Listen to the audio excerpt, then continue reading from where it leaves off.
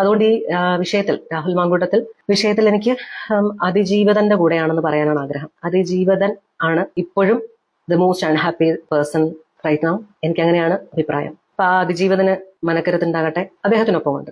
പിന്നെ സത്യത്തിനൊപ്പവും. പിന്നെ മൂന്നാമത് ഇപ്പോൾ വന്നൊരു പരാതി, അതിനുശേഷം ഫ്ലാറ്റ് വാങ്ങിക്കൊടുത്തു, വില കൂടിയ ചെരുപ്പും ഒക്കെ വാങ്ങിക്കൊടുത്തു എന്ന് പറയുമ്പോൾ അവിടെ ഒരു സംശയം ഏതൊരു സാധാരണക്കാരനും ഏതൊരു ആൾക്കും ഒരു അസ്വാഭാവികത ഫീൽ ചെയ്യും. രാഹുൽ മാങ്കൂട്ടത്തിന് പിന്തുണയുമായിട്ട് ഒരു യുവതി രംഗത്തേക്ക് വന്നിട്ടുണ്ടായിരുന്നു. ശ്രീനാദേവി കുഞ്ഞമ്മ എന്ന് പറയുന്ന ആ ഒരു കോൺഗ്രസിൽ തന്നെയുള്ള ഒരു യുവതി രംഗത്തേക്ക് വന്നിട്ടുണ്ടായിരുന്നു. അതിജീവനൊപ്പം അവനൊപ്പം എന്നുള്ളൊരു ഇത് രാഹുലിനൊപ്പം. ഈ ഒരു കേസിൽ ആർക്കാണെങ്കിലും മനസ്സിലാവും രാഹുൽ തെറ്റ് ചെയ്തിട്ടില്ല, മനഃപൂർവ്വം കെട്ടിച്ചമച്ച കഥയാണ് എന്നുള്ളതൊക്കെ നമുക്ക് മനസ്സിലാവും. എന്തായാലും അതിജീവിതക്കെതിരായിട്ടും രാഹുലിനൊപ്പവും നിൽക്കുന്നു എന്ന് പറഞ്ഞ് അവർ കഴിഞ്ഞ ദിവസം ഫേസ്ബുക്കിൽ ലൈവ് ഇട്ടിട്ടുണ്ടായിരുന്നു. ഇപ്പൊ അതിനെതിരായിട്ടും അതിജീവിതം DGPക്ക് പരാതി കൊടുത്തിരിക്കുകയാണ്. അതിജീവിതയെ അധിക്ഷേപിച്ചു എന്ന് പറഞ്ഞിട്ട് ഈ ശ്രീനാദേവി എന്ന് പറയുന്ന ഇവർക്കെതിരെ ഇപ്പൊ പരാതി കൊടുത്തിരിക്കുന്നു.